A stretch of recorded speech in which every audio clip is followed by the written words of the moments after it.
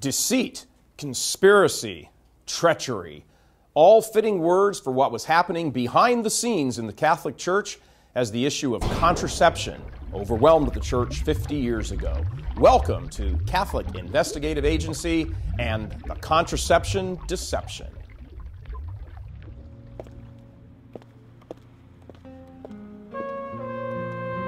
It seems like some people, organizations, and governments are hell-bent on bringing down the Catholic Church. The question is, how do you expose opposition to the faith and to the truth? And while they say what you don't know can't hurt you, everybody needs to know about the hidden forces prowling around the world, seeking the ruin of souls. Guess that's where we come in. Follow me.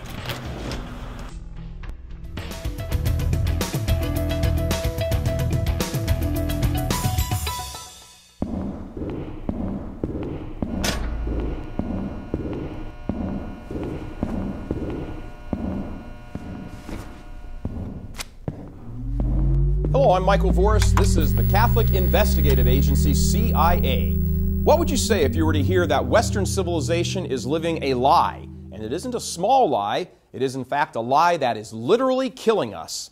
It's the lie that contraception is good, that it's good for couples, good for public policy, good government, good for nations, and good for humanity. In the last 100 years, the world has gone from a near total rejection to a near total embrace of contraception and birth control. Throughout this program, we will be showing why contraception is not good for couples or policy or for nations or for humanity. In fact, that it is evil. But first, our thesis statement. Modern man has divorced sex from procreation through his embrace of contraception. This contraception deception within the Catholic Church has come about by a near total betrayal of the faithful by their shepherds and leaders. So, in order to find our way back, we have to ask ourselves, how did we get here? Love and marriage go together like a horse and carriage. This I tell you, brother, you can't have one without the other. Accepting the lie of contraception, that sex is consequence-free and for pleasure alone, divorces marriage and raising a family from sex. The deception, as old as mankind itself, is first noted through accounts in biblical times. In the New Testament, St. Paul, in his letter to St. Timothy, reminds the early Christians of the obligation of accepting children and the vocation of parenthood. She will be saved through childbearing if she continue in faith and love and sanctification with sobriety. The teaching of the apostles is continued with the church fathers, starting with Lactantius. He was a 3rd century philosopher who defended the faith and was an advisor to the Emperor Constantine. In his work entitled Divine Institutes, Lactantius says, "Some complain of the scantiness of their means, and allege that they have not enough for bringing up more children. Wherefore, if anyone, on any account of poverty, shall be unable to bring up children, it is better to abstain from relations with his wife." And later, St. Thomas Aquinas picks up the thread with some advice for future married couples, saying, "Nor, in fact, should it be considered a slight sin for a man to arrange for the emission of semen apart from the proper purpose of begetting and bringing up children. The inordinate emission of semen is incompatible with the natural good of preserving the species. Hence, after the sin of homicide whereby a human life already in existence is destroyed, this type of sin appears to take next place, for by it the generation of human nature is impeded." The Church, in her expression of God's revelation through Scripture and tradition, speaks through her popes and identifies the contemporary problem, which in reality has been present for over 100 years. Pope Leo XIII reaffirmed the Church's teaching on marriage, family, and contraception. In 1880, he wrote the encyclical Arcanum Divinae Sapientia, in which he wrote, "For, first, there has been vouchsafed to the marriage union a higher and nobler purpose than was ever previously given to it.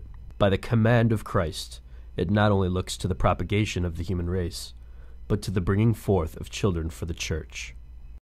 Despite the Pope's admonition to safeguard marriage, Over the next 50 years, people became so confirmed in the use of contraception that, as the Pope warned, not only did sex become severed from procreation, but marriage as well. As modern man grew more materialistic and self-centered, placing less emphasis on children, the question of limiting the size of families erupted into mainstream consciousness. In 1930, after several earlier hearings in prior decades by the Church of England's Lambeth Conference, the forces advancing contraception and birth control finally scored their decisive victory. This time, Anglican church leaders reversed their earlier decision and declared contraception and birth control as being morally acceptable in limited circumstances for a married couple. Once this tiny hole was punched in the dike, the birth control floodwaters would eventually sweep away the faithful in a deluge of sexual promiscuity. In response to Lambeth's caving in to birth control proponents, Pope Pius XI issued his encyclical Casti Connubii, in which he decried birth control as a moral evil and responded to Lambeth's betrayal. Those who contracept commit a deed which is shameful and intrinsically vicious. Those who indulge in such contraceptive acts are branded with the guilt of grave sin. Unfortunately, Pius XI's warnings were largely ignored. One group in particular was blazing the trail for contraception and birth control to be accepted, and that group was the Rockefeller family. John D. Rockefeller Sr. made his money in the oil industry, and like all of America's ruling industrialist families, the Rockefellers abided by the philosophy that limited family size was ideal for the common, ignorant masses. Much of the family's money flowed to the Planned Parenthood Federation of America, known as the American Birth Control League in the early days of the birth control movement. It was driven by personalities such as Margaret Sanger, who was aggressively opposed to church teaching. Well, I think that the opposition is mainly from the hierarchy of the Roman Catholic Church. Of the church. Well, now Hierarchy. Of the hierarchy of the church. Now, the violation of the natural law, according, you certainly can take no issue with the natural law as the hierarchy of the Catholic Church regards it. Well, I certainly do take issue with it. And I think it's untrue, and I think it's unnatural. Well, let me ask Everything you... bears it out that it's an unnatural attitude to take. And how do they know? I mean, after all, they're celibates. They don't know love. They don't know marriage. They know nothing about bringing up children or any of the marriage problems of life. And yet they speak to people as if they were God. As Sanger bemoaned, with 2 world wars behind us and the Protestant faiths out of the way, the only significant opposition left to the forces of contraception, population control, and the elimination of an authentic appreciation for sexuality was the Catholic Church.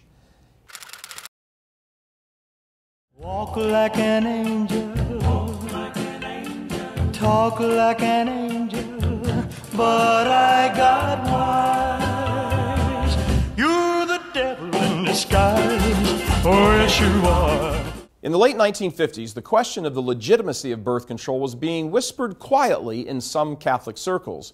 Coinciding with the approval of the pill by the FDA in 1960, a general attitude of rebellion was also starting to bubble up. From the popularization of rock music, which preached defiance, to the increased use of drugs, to the liberation of women, the culture was experiencing major change, and that change would reshape world populations down to our present day and beyond. However, that was still largely background noise by the time Pope John XXIII gave the introductory address to the Council Fathers at Vatican II on October 11, 1962. But it would not remain so for very long. Dr. Germaine Grisey was at the heart of the explosion that rocked the church in the 1960s over the issue of birth control. Grisey is one of the very last eyewitnesses of what happened at the famous Papal Commission on Birth Control. He is also a world-renowned moral theologian in his own right. His magnum opus is the 3-volume work, The Way of the Lord Jesus, an exhaustive treatise on understanding and applying the moral teachings of the Church. He continues to write as Professor Emeritus at Mount St. Mary's University in Emmitsburg, Maryland. He was an advisor to one of the members of what is commonly referred to as the Papal Birth Control Commission. The commission was actually a series of smaller meetings with different scholars, theologians, and disciplines represented at different times and places over a period of about 3 years. The much more common picture of a bunch of guys sitting around voting to change church teaching is nothing but pure fiction. The reason we need to take a serious look at the behind-the-scenes goings-on of this birth control commission is because a final summary statement issued at the end of its work has been touted over and over again by unfaithful progressives and modernists in the church, both clergy and non-clergy, as an excuse to ignore the church's teaching on contraception. Theologians and clergy have repeatedly pointed at this summary statement and used it to say, well, even a majority of the commission thought the teaching should be changed, so obviously Pope Paul was wrong. What they do not talk about, however, is all the secret scheming and plotting that went on behind the scenes at that commission to get the desired outcome, an outcome that never materialized. Just 37 days before he died, Pope John gave the original mandate for the commission on April 27, 1963. It was in response to the larger question of population growth being discussed by an upcoming conference sponsored by the United Nations and the World Health Organization. In fact, the name of the body was the Pontifical Commission on Population, Family, and Birth Rate. Its original intent was not to talk exclusively about the birth control pill. The Commission's Secretary General, the sort of second-in-command who manages the day-to-day affairs, was a priest by the name of Henri de Riedmaten, a Dominican who was in favor of changing the Church's teaching on contraception. Over the life of the Commission, which lasted a little over 3 years, as we said, from March of 1963 until June of 1966, the one constant on the Commission was the Swiss Dominican. Dr. Grisey was personal assistant to Father John Ford, the most preeminent moral theologian in the United States at that time. Father Ford was one of the members of the commission, and unlike Father de Riedmaten, he was opposed to any change in church teaching. Dr. Grisey is also a leading supporter of the church's teaching on birth control himself, and has recently decided to make the commission documents public in a desire to quell rumors that Paul VI wrote the landmark encyclical Humanae Vitae without consultation. In his first ever TV interview, Dr. Grisey sat down with RealCatholicTV.com and talked about the commission and the attitudes of some people going into the commission. I think everyone realized that if the teaching on contraception could change, that the rest of the sexual morality the church had been teaching was going to change too.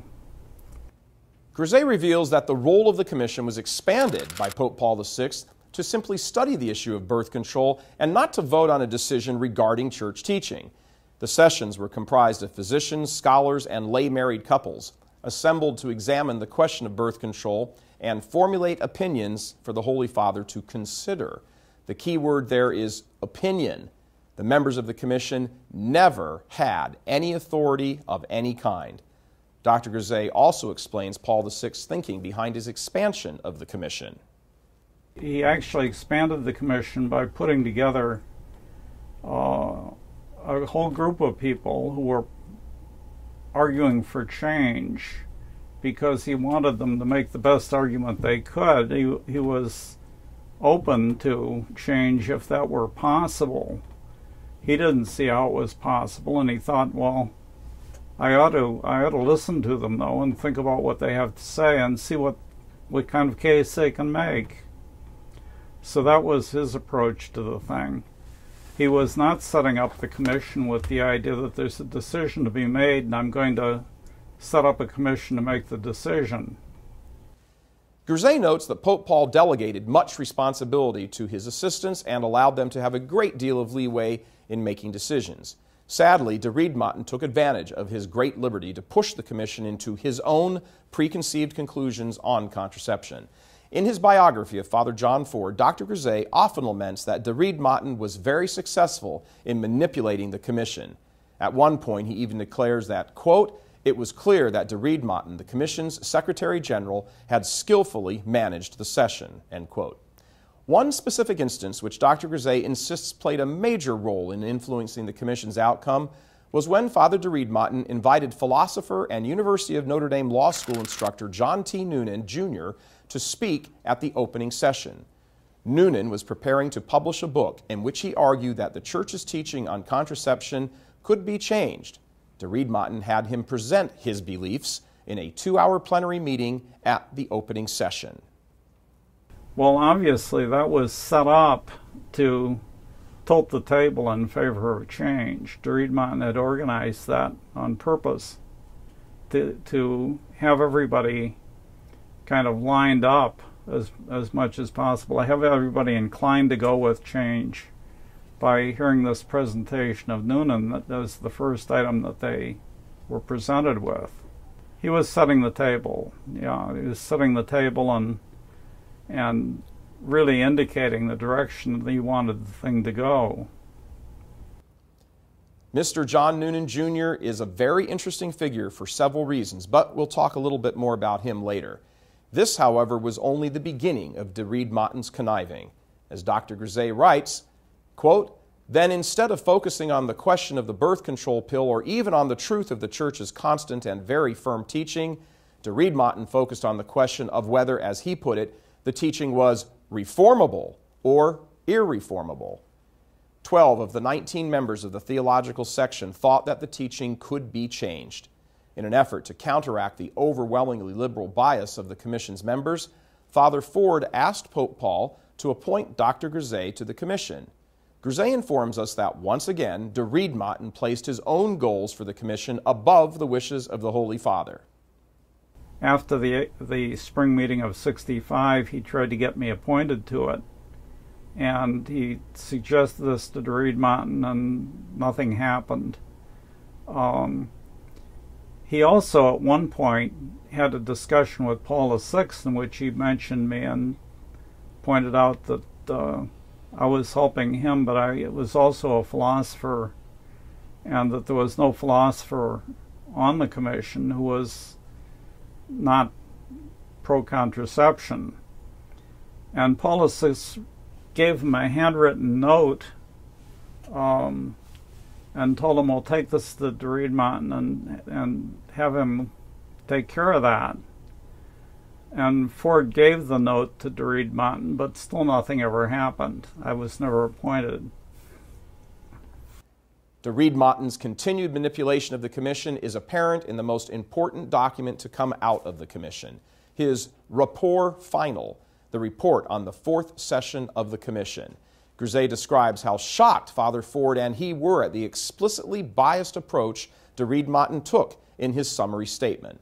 Not only was the final summary statement biased, but de Reed-Martin included another document, Schema Documenti, at the end of the report, implying that the schema was the summation of the Commission's work, when in fact it had been privately composed by just some of the liberal scholars who were in favor of changing the teaching on birth control. This schema was the liberals' draft of what they thought the Pope's upcoming encyclical should look like. Unfortunately, the proponents of birth control were not satisfied with trying to sway the opinion of the Holy Father. The media and some theologians were busy preparing the public to accept the idea of birth control, while Paul VI was looking to refine, as opposed to define, Catholic moral truth, as new methods of birth control were being developed. Pope Paul VI, as scholar, theologian, and Supreme Pontiff, affirmed traditional teaching in delivering Humanae Vitae. The Birth Control Commission, as far as Paul VI was concerned, was not meant to make a decision about birth control. He didn't think of this as something that you could just decide about. He thought there is a truth here. There is what the Church has to teach, is the truth about these things. And people were telling him that the teaching could be refined, it could change in some way.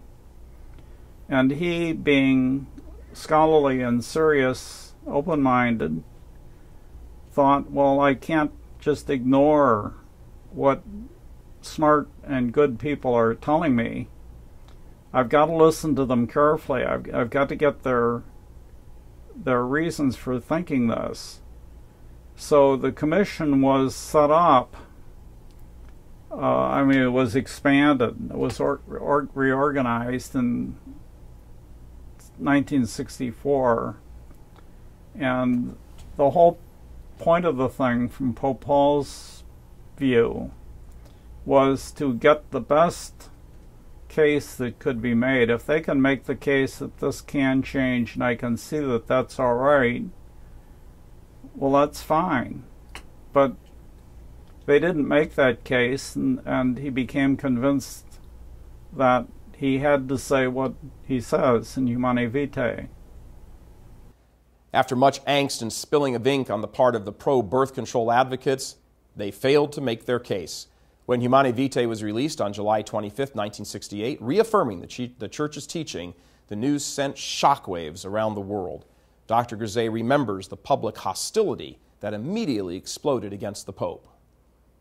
In 1968, the media, the newspapers, magazines, radio, television, and so forth, had a tremendous amount of stuff on Humanae Vitae after it appeared. During the month or so after it appeared, there was a tremendous amount of content dealing with that. And almost all of it was contrary to the teaching. There was practically nothing supportive of it. Partly because what was contrary was news and what was supportive wasn't news. I mean, it was nothing new about it. But partly because largely the media were in favor of the sexual revolution. And this was a place to make the case. One example of this rebellion, according to a Time magazine cover article from November 22, 1968, entitled "Religion, Catholic Freedom versus Authority," is the sit-in at Washington's Hilton Hotel where the U.S. Bishops' Conference was meeting. The prelates were faced with two sit-ins in the lobby where 130 priests and another night 120 laymen sat in the lobby for 2 hours, singing and praying for what they called, quote, the proper use of authority in the church. In overdeveloped countries like the United States, the main reason for the loss of faith is contraception. Why is that? Because contraception relates to the most basic issue, who is God? You see? And you find this in Catholic colleges, you find it in Catholic high schools, you find it everywhere else that there's a mistaken idea that when we're talking about contraception that we can simply say, well, it's your conscience. Well, you have to form your conscience, you see. A demonstration occurred the day before the Bishops' Conference, this time at the Mayflower Hotel, also in D.C., drawing approximately 3,500 laymen. They rallied in support of 41 local priests that were disciplined by Cardinal O'Boyle for criticizing Humanae Vitae. The attitude of dissent was exacerbated by a Vatican spokesman, Monsignor Ferdinando Lambruscini, who took liberties to inform the world press that Paul VI was not speaking ex cathedra. He also implied that Humanae Vitae was not built on previous teaching, but was new, and that the Church's teaching on contraception might change in the future. Some of the first dissenters were the Canadian Catholic bishops with their infamous Winnipeg Statement. In paragraph 26, they lay out for married couples a pathway of dissent from church teaching with their blessing and falsely extend the blessing of Holy Mother Church. Listen very carefully to the following, and you can hear the voice of dissent spoken by these Canadian bishops as they create their own magisterium, their own teaching authority apart from Peter against Pope Paul VI. The unity of the Church does not consist in a bland conformity in all ideas, but rather in a union of faith and heart, in submission to God's will, and a humble but honest and ongoing search for the truth. We stand in union with the Bishop of Rome, the successor of Peter, the sign and contributing cause of our unity with Christ and with one another. But this very union postulates such a love of the Church that we can do no less than to place all of our love and all of our intelligence at its service. If this sometimes means that in our desire to make the Church more intelligible and more beautiful we must, as pilgrims do, falter in the way or differ as to the way, no one should conclude that our common faith is lost or our loving purpose blunted. The subtlety of their wording makes the rebellion sound almost acceptable. Listen to the heroic response of Canadian Monsignor Vincent Foy a parish priest, and the plain-speaking apologist and evangelist American priest John Carapi. But even so, in itself, in a sense, contraception is a greater evil, because the child that is surgically aborted is going to live forever in a state of natural happiness at least. In other words, it's not going to be condemned to hell. Whereas the contraceptive child never will be, and it should be. So it's almost satanic the way the contraception prevents millions of persons from coming into existence who should be there and will never be. The infamous, treacherous, insidious Winnipeg Statement. A curse and a pox on the house of God. Never once has the church ever, anywhere, taught that artificial contraception and its unholy offspring abortion is acceptable. Back in America, further dissidents added their voices to the chorus of heresy. One hotbed of dissent was a group of theologians from Catholic University of America, the only pontifical university in the U.S. at the time. The spokesman for this group of rebels, swelling from 87 to some 600 Catholic scholars, was Father Charles Curran, then professor of theology at Catholic University of America and today forbidden to teach at any Catholic school. In order to more fully understand how out of step many academics really were, consider the following, taken from Walter Hill's book, From Contraception to the Abortion Explosion. In 1955, 30% of Catholic wives aged 18 to 39 admitting to using contraception. In 1970, 68% of Catholic wives aged 18 to 39 were presently using or had used contraception. In 1960, 2.3% of babies were born out of wedlock. By 1992, 22.6% of babies were born out of wedlock. By 2007, 40% of babies were born out of wedlock. As late as 1960, married families made up 74% of all households, but by the census of 2000, they accounted for just 53%. And we might add that according to the 2010 U.S. Census, that number has dropped to 48%. Think about that for a moment. In 50 years, the number of married households in the U.S. has dwindled from roughly 3/4 to less than half. Between 1960 and 2000, the number of unmarried cohabiting couples increased by 1,000%. In 2000, there were 11 million cohabiting people. The number of single mothers increased between 1970 and 2000 from 3 million to 10 million. Over the same time frame, the number of single fathers increased also from 393,000 to 2 million. In 1960, there were only 2 STDs. In 2002, there were at least 50. 54% of women having abortions used a contraceptive method during the month they became pregnant. 48% of women that are having an abortion have had at least one previous abortion. In reality, Father Charles Curran and other heterodox modernist theologians were only part of a larger movement present in Catholic higher education. These heretics were seizing an opportunity that would eventually banish church authority from Catholic campuses, allowing a self-styled magisterium to assert itself with a codex of relativism. In one word, it was betrayal.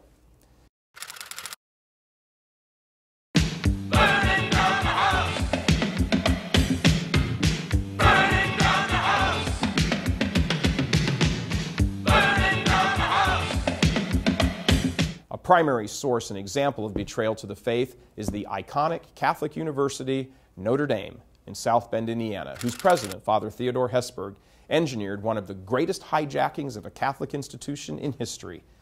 In the early 1960s, Cass Canfield, president of Planned Parenthood in New York, saw Father John O'Brien, then head of Notre Dame's theology department, on a TV documentary and thought he might be favorable to joining up with Planned Parenthood to promote the use of contraceptives among the Catholic population. Canfield worked closely with John D. Rockefeller III, who was a huge advocate for birth control and population control. Hesburgh eventually invited Canfield and Rockefeller to bring Planned Parenthood to Notre Dame. Dr. E. Michael Jones is the respected editor of CultureWarNotes.com and Fidelity Magazine, and an expert on Notre Dame's sellout of Catholicism in the mid-20th century. He has spent a great deal of time researching the secret conferences between Rockefeller's Planned Parenthood and Hesburgh's Notre Dame. Notre Dame sponsored the conference. They told, secret is not my word, it's their word. They said, don't let anybody know about it. We can't let the bishop know that this is happening. We will, and then the Rockefeller said, fine, that's okay with us. And in addition to that, we want you to fulfill certain conditions. And at this point, they said, we only want these people invited. We want these books put on the table. And we want, basically, it wasn't quite stated this crassly, but we want you to come to this conclusion. And Hesburgh, who won an award for defending academic freedom in 1970, was totally capitulated to every demand that the Rockefellers made. The conferences went on from 1962 to 1965 and closely paralleled the Papal Commission on Population, Family, and Birth Rate that was going on in Rome. Now, hold on a second. Remember we told you how Father de Riedmaten had invited lawyer John Noonan Jr. to give a 2-hour presentation to the opening session of the Papal Commission?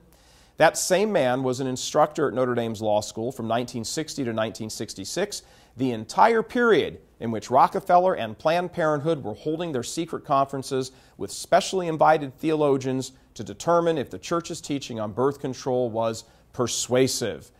Let's zoom out and look at what's going on here for a minute. John Rockefeller III and Planned Parenthood are meeting at Notre Dame to promote birth control among Catholics. Noonan is teaching at Notre Dame during this same period, but at the same time, he's invited to give a 2-hour presentation to kick off the first meeting of Pope Paul's Commission on Population, Family, and Birth Rate in Rome.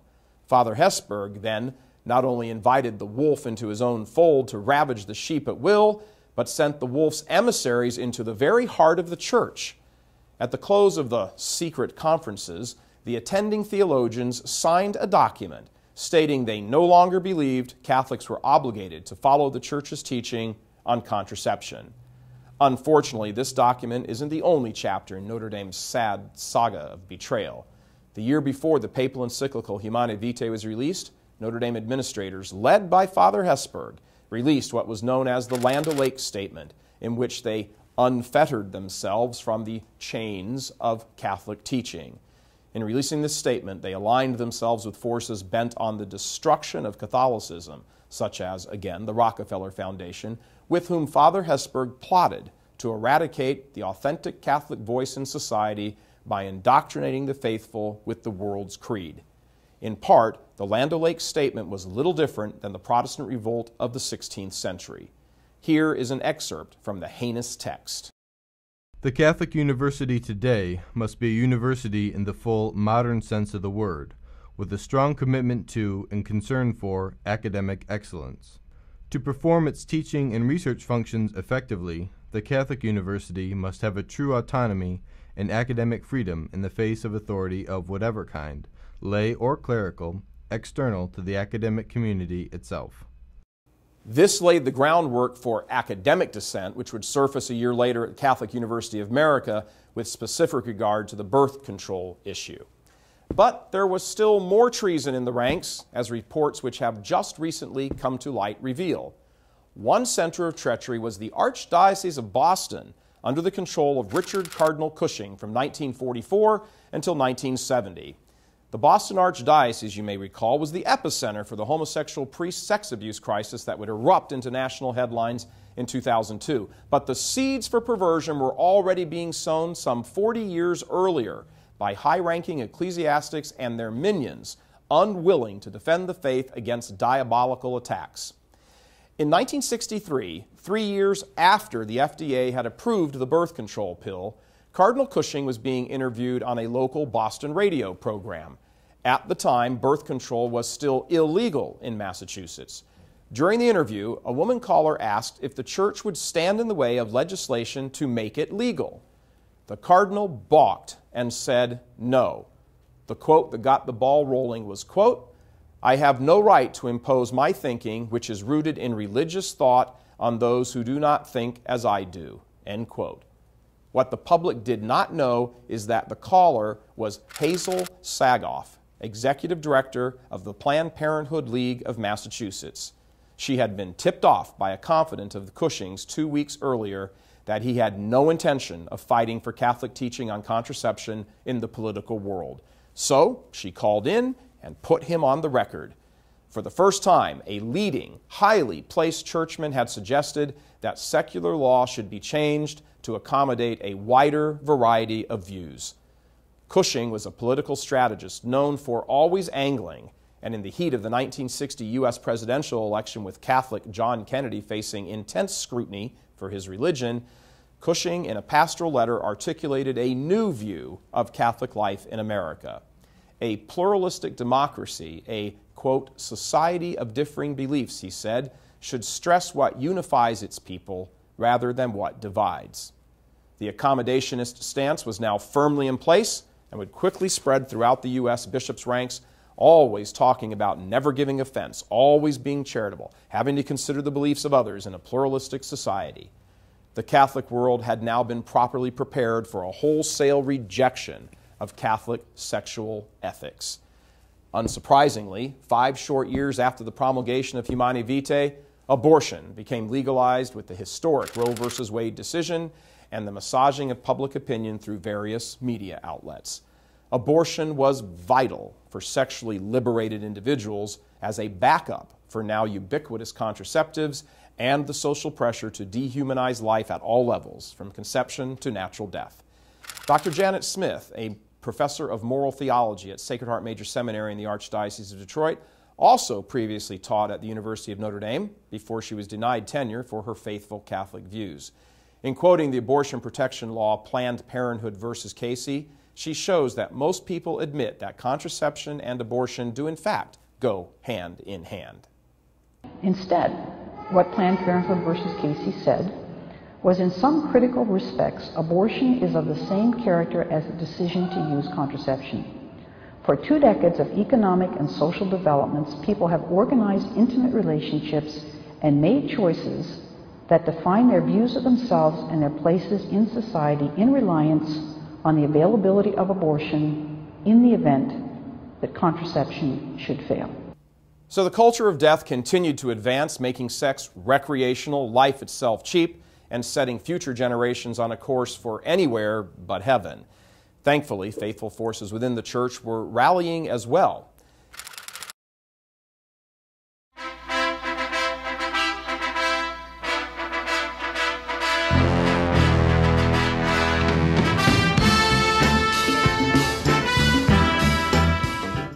Into this world plagued by the Woodstock mentality of liberated sex, drugs, and moral relativism entered Karol Wojtyła as Pope John Paul II, an anomaly among papal elections and a wild card on the world political stage. He made no secret of his orthodoxy with liberal church hierarchy. John Paul boldly preached the gospel of life against the culture of death. From 1979 to 1984, Pope John Paul gave a series of talks that were compiled into the book The Theology of the Body, Human Love in the Divine Plan. In this book, John Paul lays out the proper understanding of God's plan for human sexuality, explaining how people ought to think about and express their sexuality while avoiding a puritanical fear of that expression, but at the same time respecting the inherent sanctity of the conjugal union, which demands a certain modesty. During this time of the prevailing sex without consequences mentality, it becomes easy to see Pope Paul VI's prophetic words in his encyclical Humanae Vitae, warning us of the culture's obsessions and what we must do to fight these problems.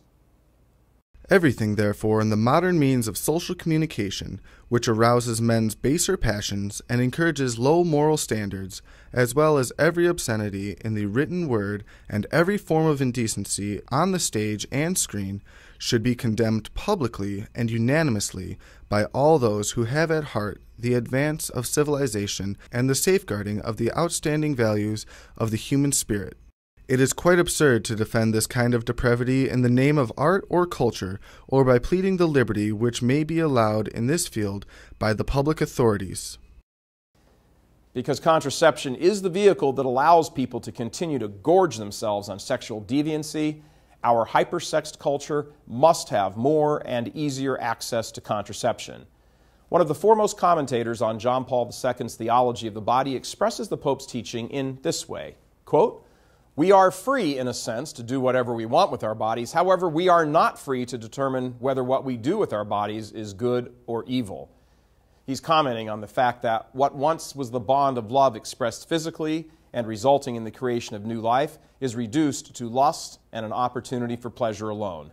This is a shift from what John Paul II calls a relationship of gift to a relationship of appropriation. This appropriation is actually not a relationship at all and cripples society's authentic engagement in sexuality, marriage, and the very social structures that define the transcendent value of the human person.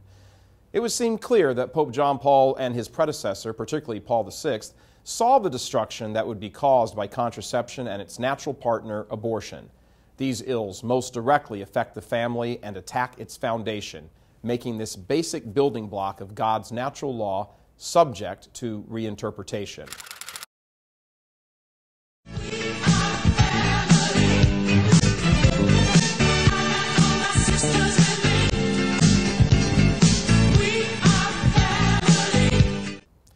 Contraception has had another devastating consequence many people do not think of.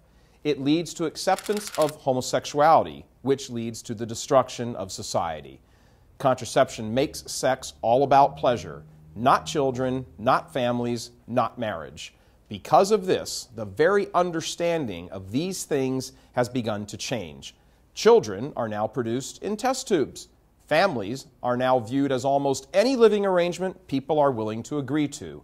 And marriage is being increasingly viewed and redefined as an arrangement that does not require the old constraints of man and woman any longer.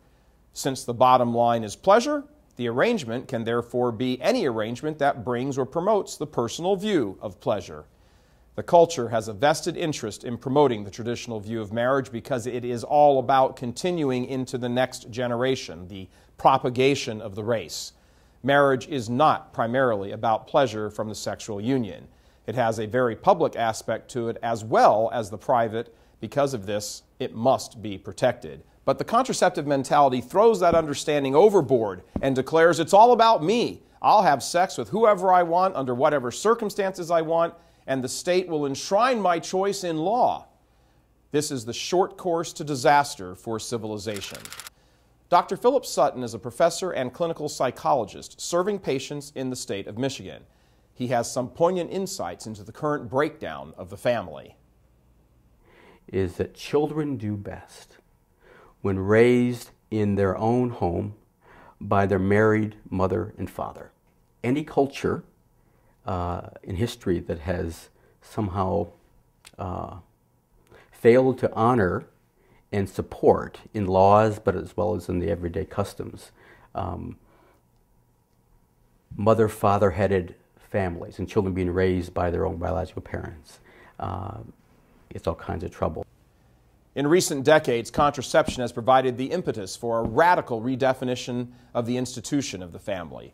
Now that the primary focus of sex is pleasure, cultural liberals insist that any type of sexual behavior which brings pleasure is not only acceptable, but a moral good in and of itself and is worthy of having a legally protected relationship formed around it. This is the essence of the bond that homosexual activists want, for example, forming civil unions that can be branded with the name marriage and in so doing destroy the traditional definition of marriage between one man and one woman. Children are also an obvious casualty of the contraceptive mentality because simply they are not born. The creative love of God is denied, preventing more souls from being born and joining the ranks of the saints in heaven. As Benedict XVI said at the beginning of his pontificate, he said, each of us is the product of a thought of God. So each individual human soul is the result of a distinct act of creation by God. And because there's no time in eternity, that soul was intended from forever, for always, all right? Because God always existed, all right? So the contracepting couple, what they say in effect to God is something like this. They say, Look, God, for all we know, it may be your will that from this act of ours, a new human being will come into existence who will live forever. For all we know, that may be your will, and we won't let you do it. The radical ideas born from a contraceptive mentality that have given rise to perverted and childless unions have not actually redefined marriage and family so much as they have destroyed the institution of marriage and family, so that now, to a large extent, the family unit simply does not exist at all. Pope Paul VI admonishes his flock to always practice responsible parenthood, and he's not referring to the pill. In a word, the exercise of responsible parenthood requires that husband and wife, keeping a right order of priorities, recognize their own duties towards God, themselves, their families, and human society. They are bound to ensure that what they do corresponds to the will of God the Creator. When people ignore the responsibilities of parenthood and use contraception, relationships are distorted. If sex is only an expression of pleasure and marriage is not primarily for procreation, then any relationship is allowable because pleasure is its only measure.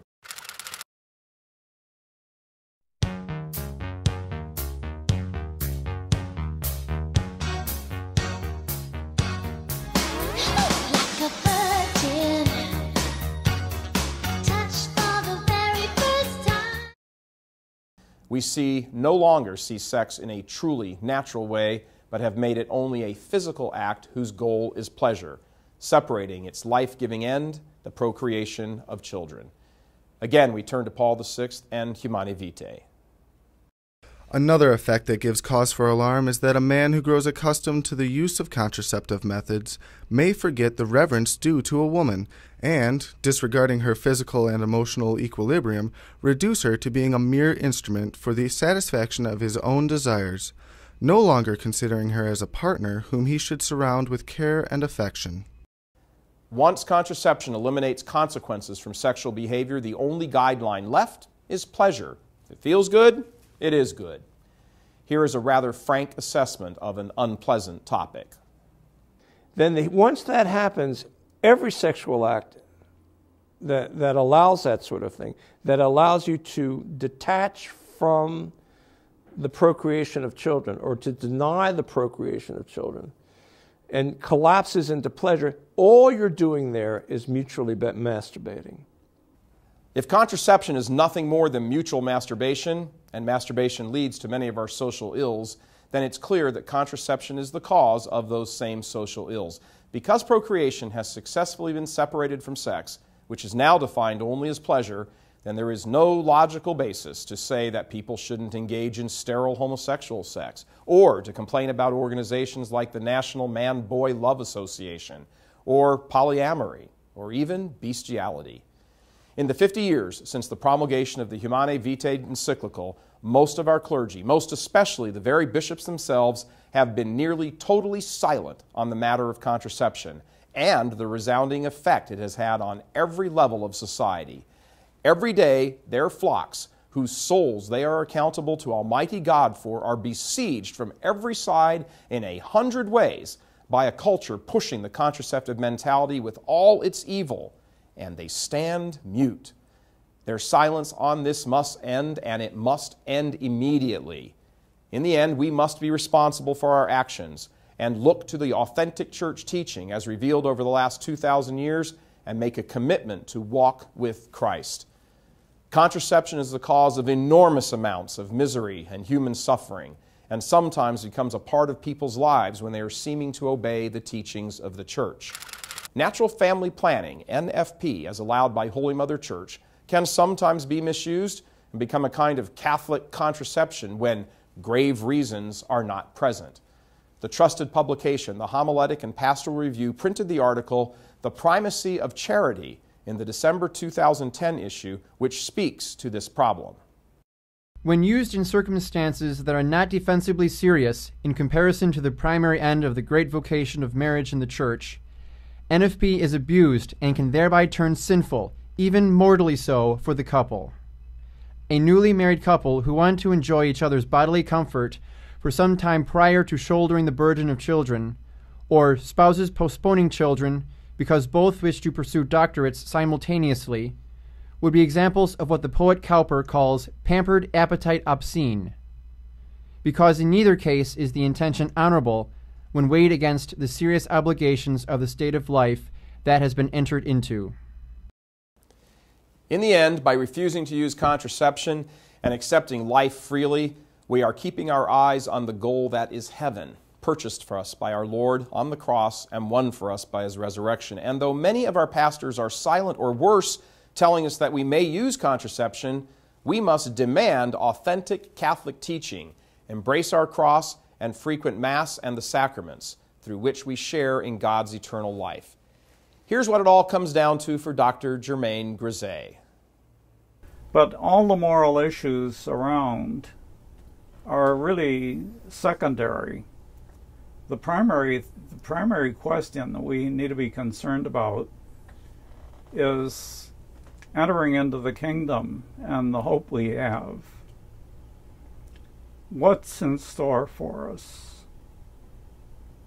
Eye has not seen, ear has not heard. It hasn't entered the heart of man what God has prepared for those who love Him. We have to be concerned about what really is in store for us and for other people. And it's the kingdom and being part of that kingdom, rising from the dead, being with our loved ones, being in a wonderful new world. That's what's in store. That's our hope. That's what we live for. And living for that, it's worthwhile to be a Christian. It's worthwhile to take up your cross, carry it day by day, and not to try to put it aside. Not to try to put it aside. Never put your cross down, because the kingdom is there at the end of the path.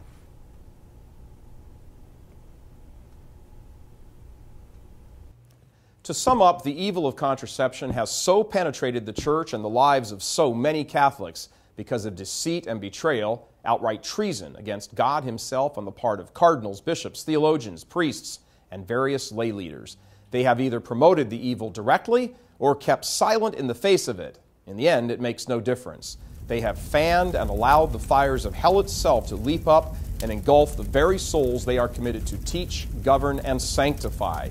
They have not lifted a finger to protect the souls owing to their own lusts or perversions or cowardice.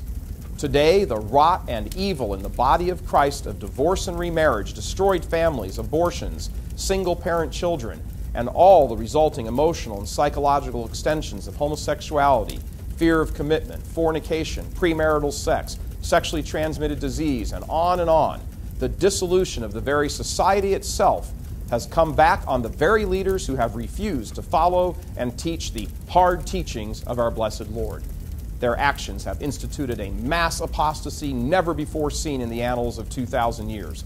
They have caused by their silence and obstinate refusal to preach the truth the almost total collapse of the faith in country after country after country.